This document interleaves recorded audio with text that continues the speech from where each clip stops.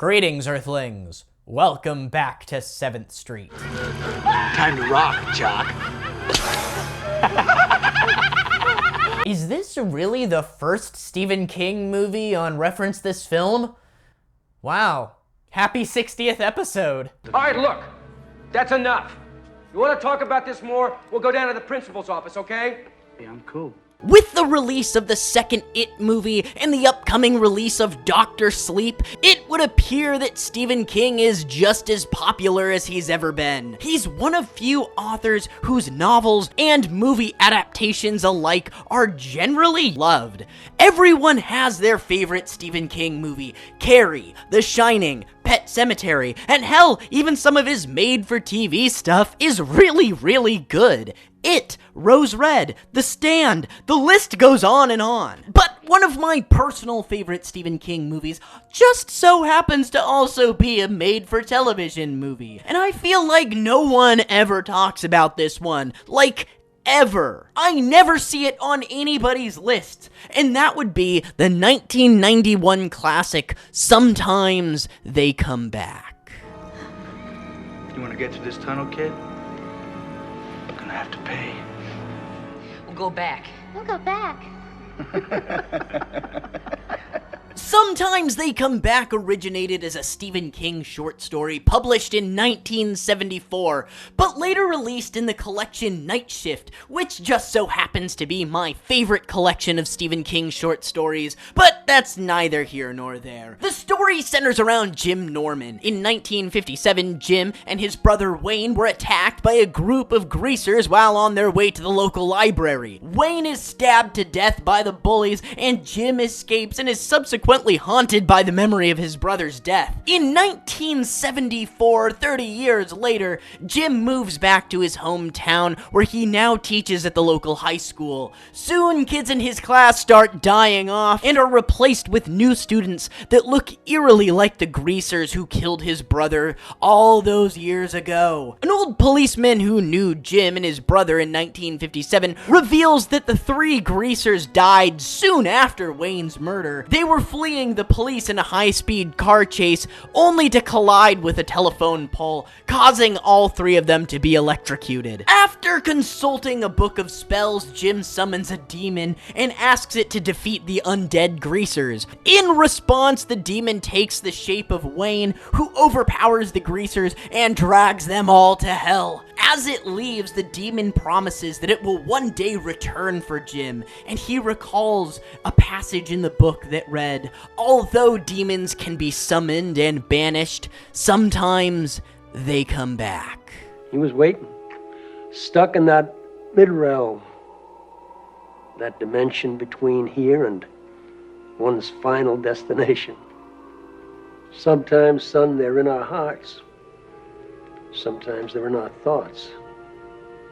But if they're unhappy enough, if something's left unsettled, sometimes they come back. Originally, this story was supposed to be a short segment featured in the film Cat's Eye, but producer Dino De Laurentiis liked the story so much that he decided to develop it into a feature film. Dino De Laurentiis? You mean the guy who made the 70s King Kong remake? The movie version of Sometimes They Come Back begins with Jim Norman, played by Tom Matheson, and his family moving back to Jim's childhood home. It is revealed that Jim has had some troubles with his last teaching position in Chicago, where he apparently had an altercation with a student. I'm not certain, but I almost feel like this was supposed to be sort of a slight reference to the Jack Torrance character from The Shining. Principal called me into his office today.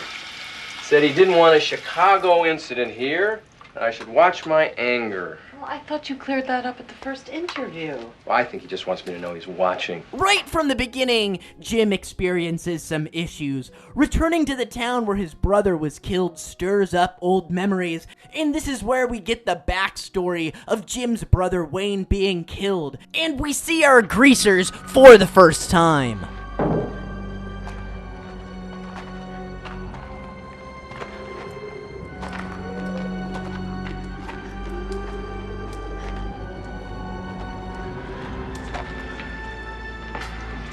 Man, I I tell you, when I first fell in love with this movie, I was a very impressionable little 13-year-old, and this movie, along with Return of the Living Dead, really did shape my fashion sense, well, still to this day. The main difference here in the confrontation with the Greasers is that they all three are killed by a train after little Jimmy steals their car keys. This is an interesting addition into the plot. It gives the Greasers an actual reason for having beef with Jim, unlike the ambiguous nature of the short story. Hey, killer! Killer!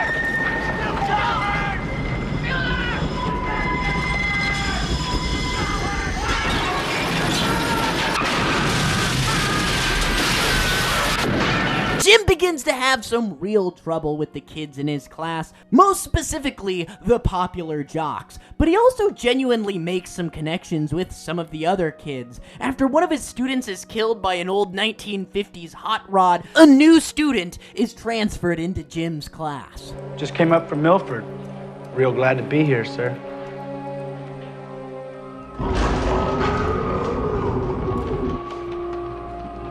Now, Jim tries to brush this off, that is, until another one of his students is murdered, and another greaser from the past is put into his class. This time, it's little Vinnie Vincent, my personal favorite of these thugs. I love the way that he's portrayed as the unhinged one in the group, with his howling at the moon and his erratic mannerisms.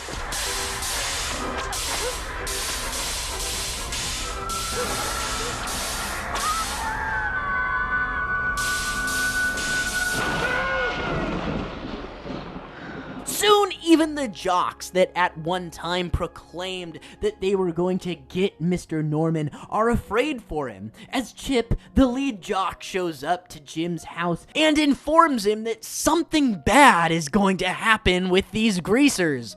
Mr. Norman, those guys are seriously crazy. Lawson and Vincent? I went out with them tonight. Had a few beers. You know, and I started talking about how you were flunking me and how I was gonna get you and everything. What happened? They took me right up on it. They said they knew you a long time ago and they were gonna get even. They hate you, Mr. Norman.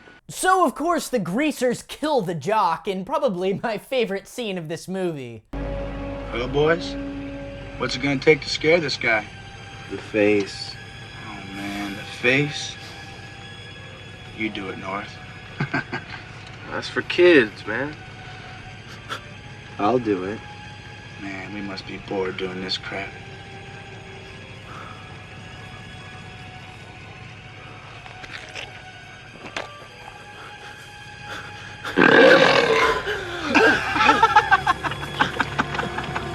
It ain't working, Vinny. He ain't scared. Are you, Chippy, you knucklehead? Chippy!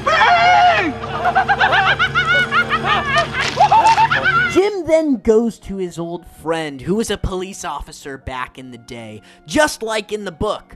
But in this version, he discovers that the place that the ghost bullies claim to have been transferred from isn't a school. It's a graveyard. Told me they had transferred in from Milford. I checked. I can't find any Milford High. That's because it isn't a school.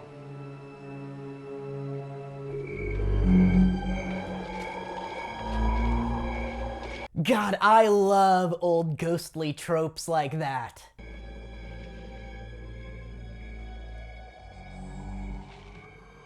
Lawson.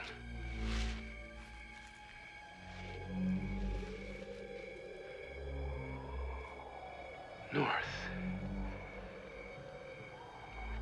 The ending of this movie is maybe a little anticlimactic, with it being nothing like the short story. Instead, Jim and his brother Wayne, now a ghost, show up to the same train tunnel, and history basically just repeats itself. Definitely not as dark as the original short story ending, and I mean, I guess I understand why they didn't go that route. The moral of the short story was that you know, no matter what, you can't outrun the demons of your past. Sometimes they just come back. But this ending is maybe a little too foofy for my taste, a little too made for television. But honestly, that's really just a small gripe, and it doesn't really affect my overall feelings toward this film.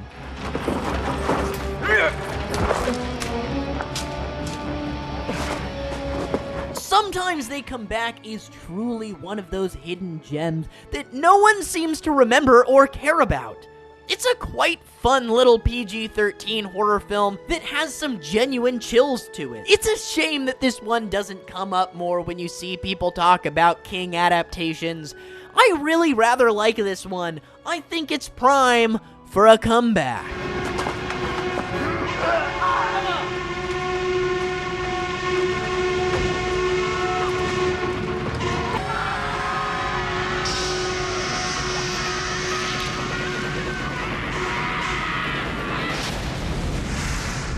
Let's do it, guys. It's time for Sometimes They Come Back to finally make a comeback. So reference this film. Hello, Mrs. Norman. Can Jimmy come out and play?